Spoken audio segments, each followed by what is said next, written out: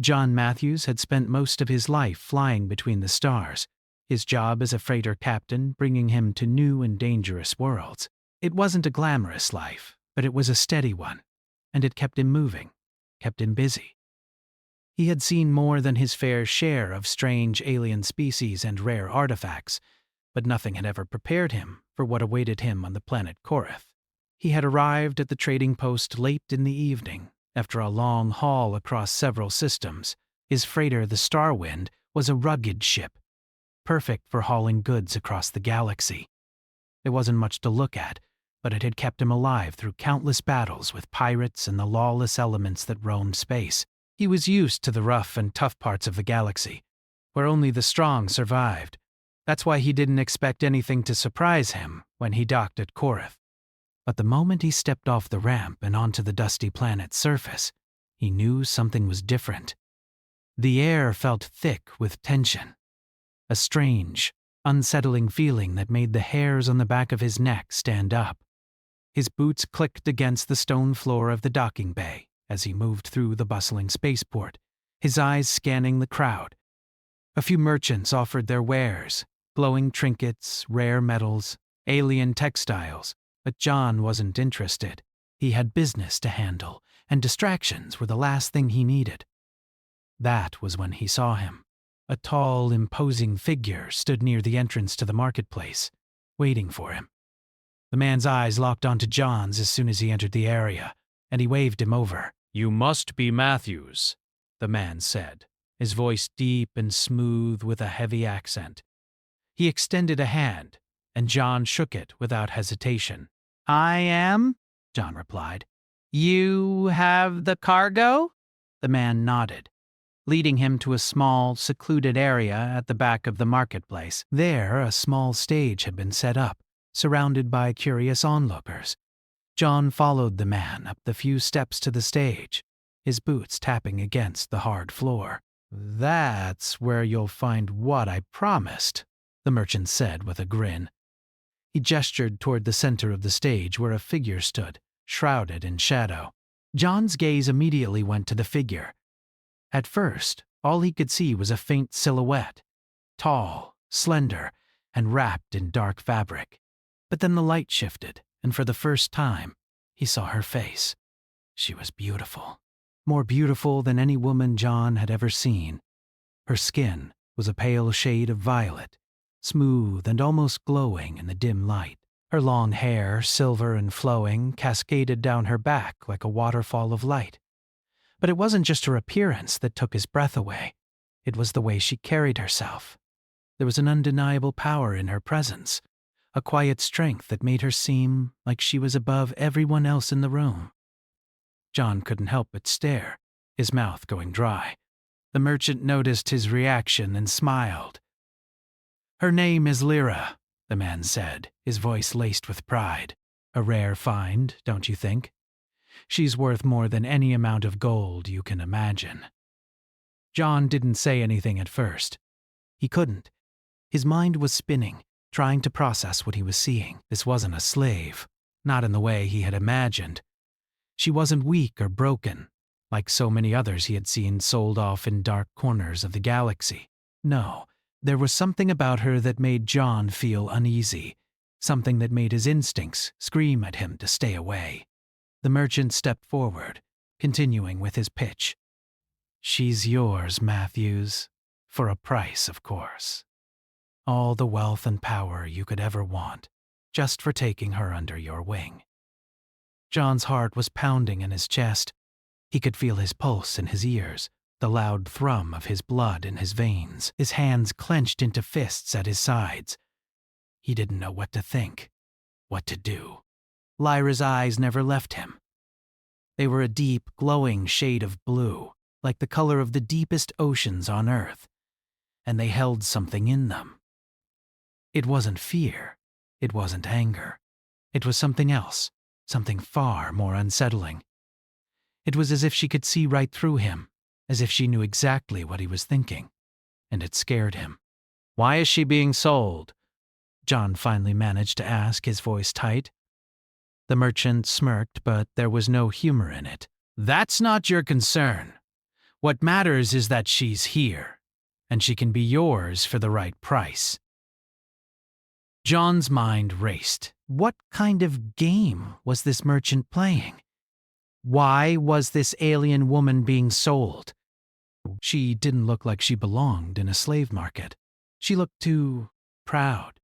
He glanced at Lyra again. She didn't say a word, but the way she looked at him made him feel like he was being judged. It was as if she knew exactly what he was thinking and was silently telling him that this wasn't right. John took a step back.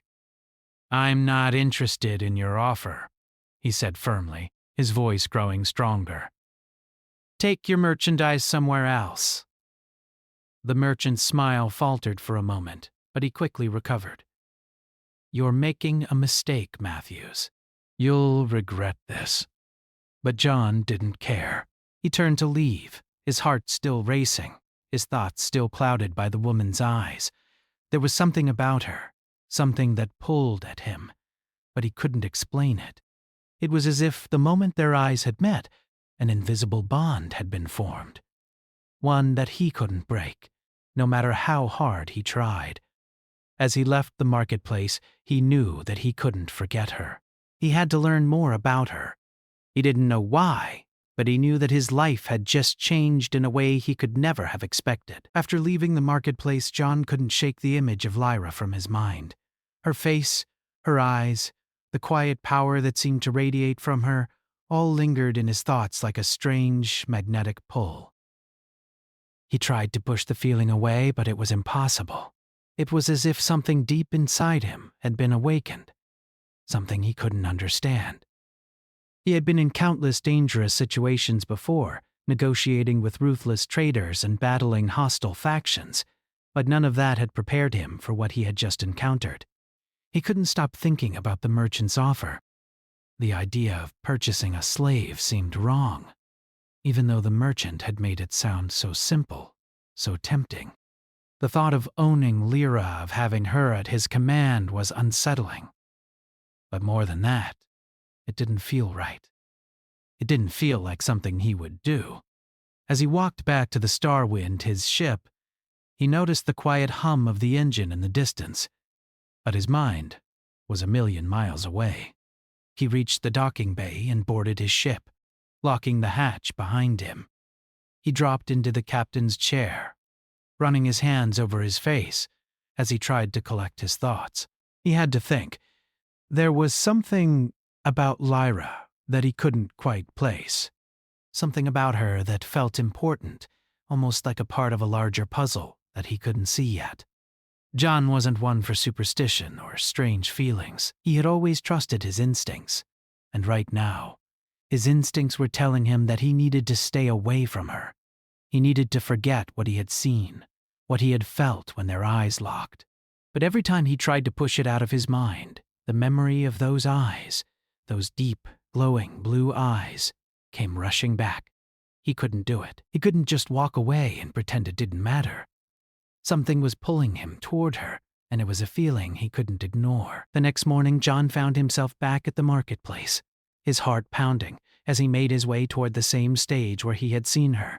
He had told himself he wouldn't go back, that he wouldn't fall for the merchant's trap, but here he was, unable to resist. When he arrived, he found that the marketplace was much quieter than it had been the day before. The usual crowd of traders and buyers had thinned out, and only a few people remained, all looking to finish their business and leave. But there, in the center of the stage, stood Lyra.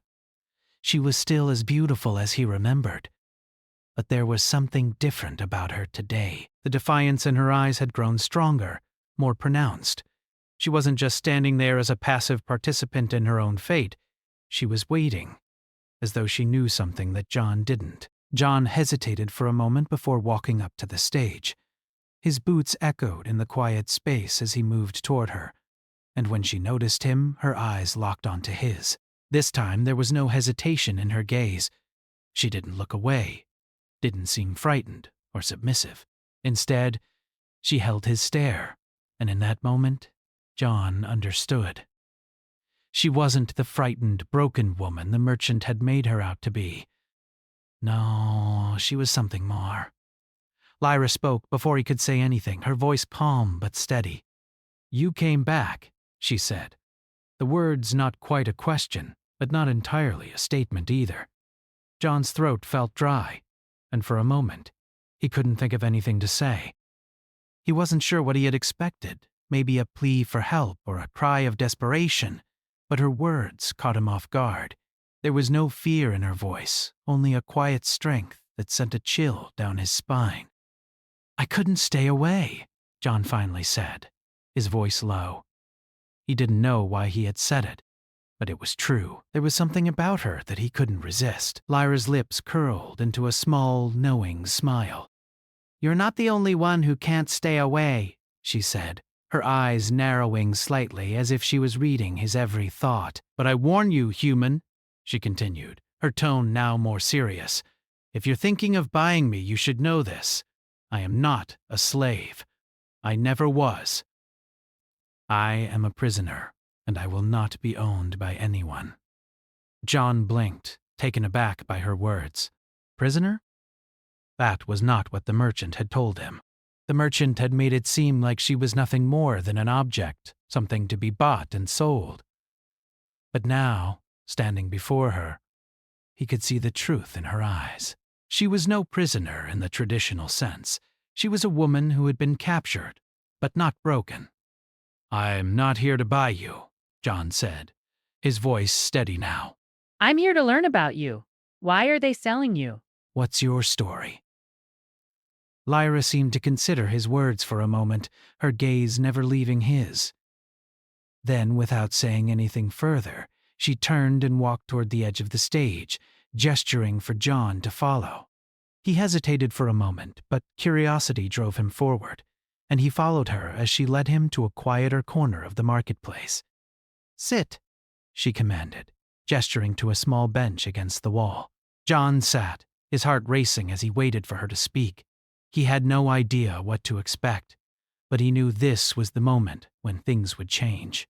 "I am Lyra," she began, her voice quiet but firm. "I was once the princess of a great empire. My people ruled over a vast stretch of space, but we were betrayed. My father, the emperor, was overthrown, and I was forced to flee. The people who betrayed us wanted me dead, so they hunted me down. That's how I ended up here, in the hands of traitors." John listened intently, his mind struggling to process everything she was saying. He had known something was off about the situation, but this was more than he could have imagined. A princess? A fallen empire? It seemed impossible, yet there was a certain truth in the way Lyra spoke, a truth that made John believe every word. "I don't belong here," Lyra continued, her voice tinged with sadness. "But I cannot return to my people." Not yet. Not until I can reclaim what was taken from me. John leaned forward, his interest piqued. And what was taken? Lyra's eyes darkened, and for a moment, she seemed to retreat into herself. "Everything," she whispered.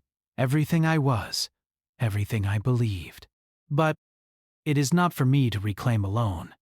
There are others who will fight beside me, but they are far away, and I cannot reach them without help." John's heart pounded as he listened to her story. It was more than he had ever expected, and it only made the bond he felt with her stronger. He knew there was no going back. He didn't fully understand what had happened to her or what she needed, but he was sure of one thing. He couldn't leave her to face this alone. "I'll help you," John said, his voice firm and determined. "I don't know how yet, but I will. We'll find a way." Lyra's eyes softened for the first time, and a small smile tugged at the corner of her lips. "I knew you would," she said quietly. In that moment, John realized that this wasn't just about saving her. This was about something bigger, something that had the power to change everything. John couldn't shake the feeling that everything had changed the moment he made the decision to help Lyra. He had known from the start that something about her was different, something that set her apart from the other aliens he had encountered during his years of traveling the galaxy. There was a power in her, something deep and ancient. But more than that, There was a quiet wisdom in her eyes, a knowing that went far beyond anything John had ever seen. It wasn't long before John realized that helping Lyra would be no simple task. The enemies who had hunted her were not the kind to give up easily. He didn't know the full story yet, but it was clear that her lineage and her empire held secrets, and there were powerful forces who would stop at nothing to claim them. After their conversation in the marketplace, Lyra had led John back to the Starwind, her movements graceful and precise, as though every step was part of a plan. John could tell that she was keeping something from him, but he didn't press her. She had been through enough, and for now, it seemed best to let her take the lead. Once on board the ship, they settled into the cockpit, where John started the engines and prepared to take off. He had no particular destination in mind, but he knew one thing. They couldn't stay on Koreth. Not anymore. The merchant who had tried to sell Lyra would undoubtedly be reporting back to his superiors, and it wouldn't be long before a bounty was placed on her head. "I'll take you somewhere safe," John said, his voice calm as he adjusted the controls. He glanced over at Lyra, who was seated beside him, her eyes focused on the stars outside the ship's viewport. Lyra didn't reply immediately, but after a moment, she spoke. "You don't understand," she said softly. "There is no safe place for me." "Not anymore," John frowned, his hands pausing over the controls. "What do you mean?" Lyra met his gaze, her eyes intense. "My people, my empire, was once the most powerful in the galaxy. But now they are gone, overthrown. And the ones who did it are still hunting me. They won't stop until I'm dead or captured." John's heart sank as he listened to her words. He had sensed that there was more to her story than she had let on. But this was something else. Her people were gone.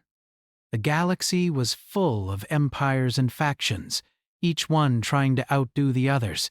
But he had never heard of anything like this. The sheer scale of what she was describing was beyond anything he could imagine. "Who are they?" John asked. "Who did this to your people?" Lyra hesitated before answering. "They are called the Darnak. A ruthless faction of mercenaries and warlords who have been gathering power for years. They were once just a small group, but they've grown stronger, and now they control vast swaths of territory. They were the ones who overthrew my father and took my empire. They were the ones who forced me into hiding." John felt a rush of anger. The Darnak, he had heard of them. They were notorious across the galaxy, feared for their brutal tactics and their ability to conquer and destroy entire civilizations. They had no mercy, no compassion, and they were always looking for ways to expand their reach. "So, they're after you because of your empire?" John asked, trying to understand. Lyra nodded. "Yes, but it's not just that. I hold something within me that they want. Something that could change the course of the galaxy if it falls into the wrong hands." John's brow furrowed. "What is it? What do you have that they want so badly?" Lyra didn't answer right away. Instead, she looked out at the stars, her face etched with sadness and determination. Finally, she spoke. "I am the last of my bloodline. My father was the emperor, and before him, my grandfather. But my family wasn't just powerful because of our military might. We controlled something much older, much more dangerous. A secret that has been passed down through generations." John listened intently, but before he could ask more questions, the ship's sensors suddenly pinged, alerting him to an incoming vessel. His heart skipped a beat as he checked the readout. A large Darnak warship had just entered the system. They were here, and they had found them. "Darnak," John muttered under his breath. He immediately began to power up the ship's engines, but Lyra was already standing, her eyes wide with fear. "They're here," she whispered.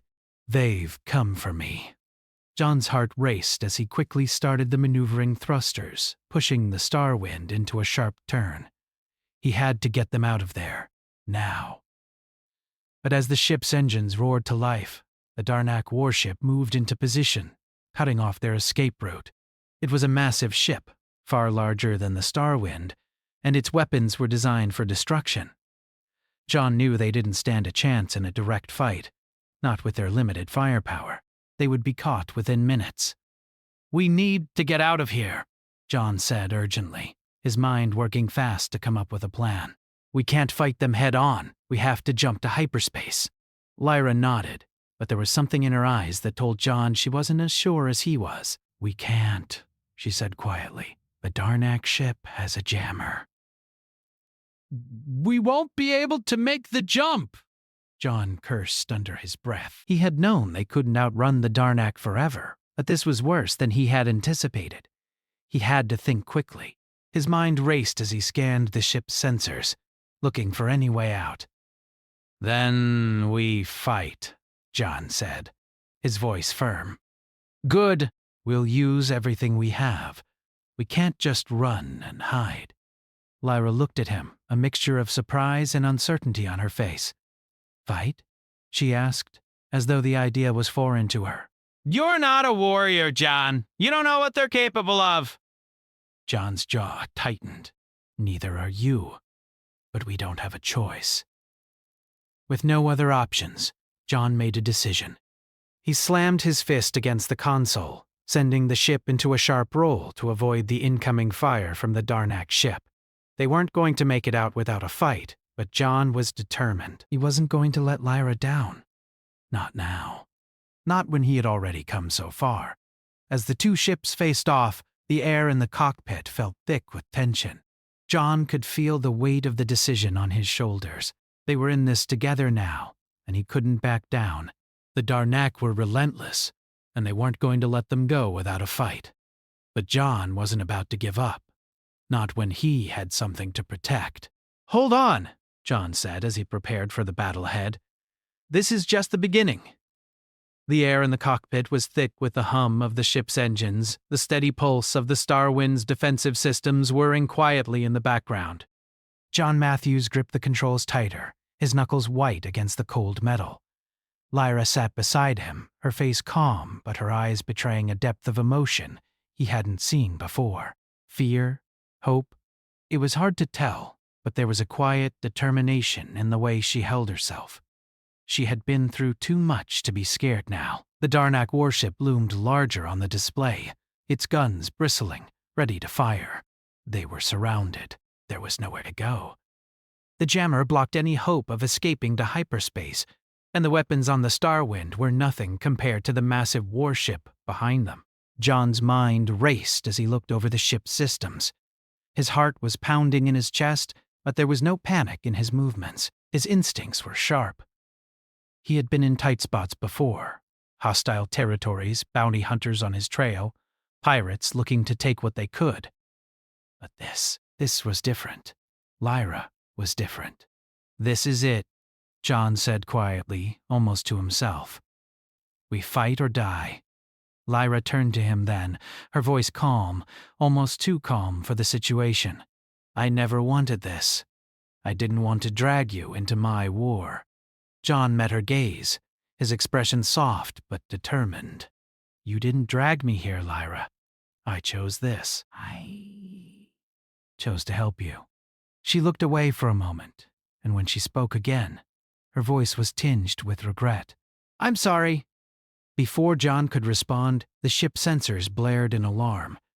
Heavy fire from the Darnak ship, they were locking on. There was no time for apologies. They had to act. "Hold on!" John shouted as he slammed the throttle forward. The ship lurched into a sudden dive, narrowly avoiding a burst of laser fire that singed the metal outside the cockpit. The blast shook the ship, but John kept his focus, pulling the Starwind into a series of tight rolls to evade the next attack. The Darnak were good, but they couldn't keep up with the agility of a smaller ship. "Get to the weapons station," John ordered as he maneuvered the ship into another tight turn. "We need every shot we can get." Lyra didn't hesitate. She moved quickly, taking a seat at the weapons console and activating the defensive systems. John had never seen her so focused. She was calm, efficient, as if she had done this before. It made sense. Someone like her, someone with her background, wouldn't just sit idly by while her life was on the line. Locked on, Lyra's voice came through, steady and controlled. Firing. A powerful shot streaked from the Starwind's blasters, striking the Darnak ship's shield. The impact caused a visible ripple, but it wasn't enough to penetrate. The Darnak ship's shields were strong, designed for heavy battles, but it was a start. John gritted his teeth and pushed the ship harder, pulling them into a spiral that sent the Starwind careening toward the Darnak ship at a steep angle. He knew he couldn't keep this up for long. Their ship wasn't built for sustained combat, not against something that massive. But he had to buy time. Time for what? He wasn't sure, but they couldn't give up now. Another barrage of enemy fire came streaking toward them, and John barely managed to dodge it, the ship shaking as they skimmed just beneath the incoming blast. But the maneuver had taken a toll on the ship. The left engine sputtered, and for a moment they lost speed. The ship groaned under the pressure, and John cursed under his breath. "We're not going to last much longer," Lyra said, her voice urgent. "They'll break through our shield soon." John's heart pounded harder in his chest, but he didn't stop. "We need a plan. Something that will give us a chance." Lyra paused, staring out at the Darnak warship through the viewport. The warship loomed ahead, its guns aimed squarely at them.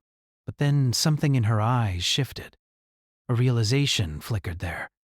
Something John couldn't place at first. "I have an idea," Lyra said, her voice steady once more. "But it will be risky.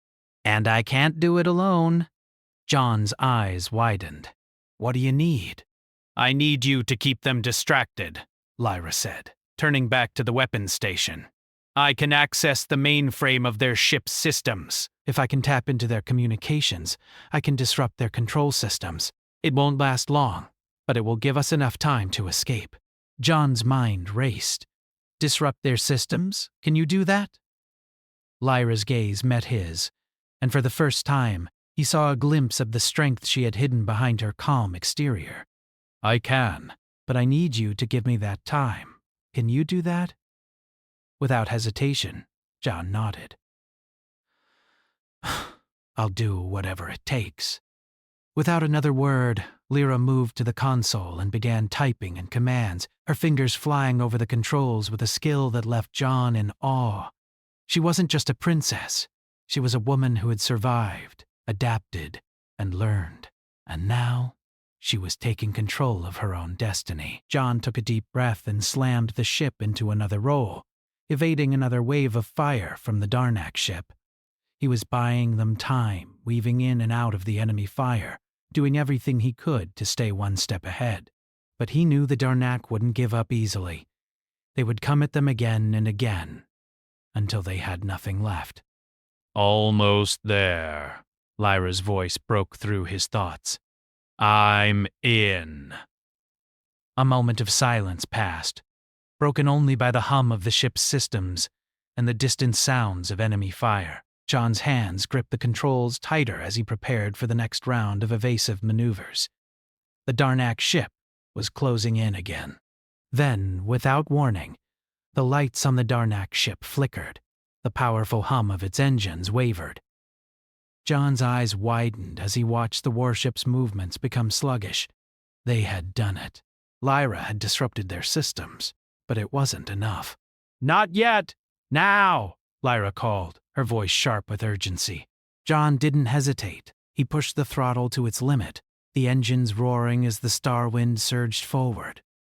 He aimed the ship directly for the Darnak warship's weakest point, an unprotected area near the engine thrusters. It was their only chance. The ship shuddered as John lined up the shot. It was a gamble. If he missed, they would be dead within moments. "Hold on!" John shouted. The ship shot forward, hurtling toward the Darnak warship. The sounds of enemy fire filled the cockpit, but John didn't look back. He was focused on the path ahead. With a steady hand, he fired.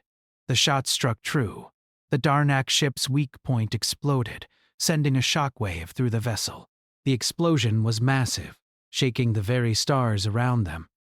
For a moment it seemed like everything had gone silent. Then the Darnak warship began to falter, its engines sputtering and fading.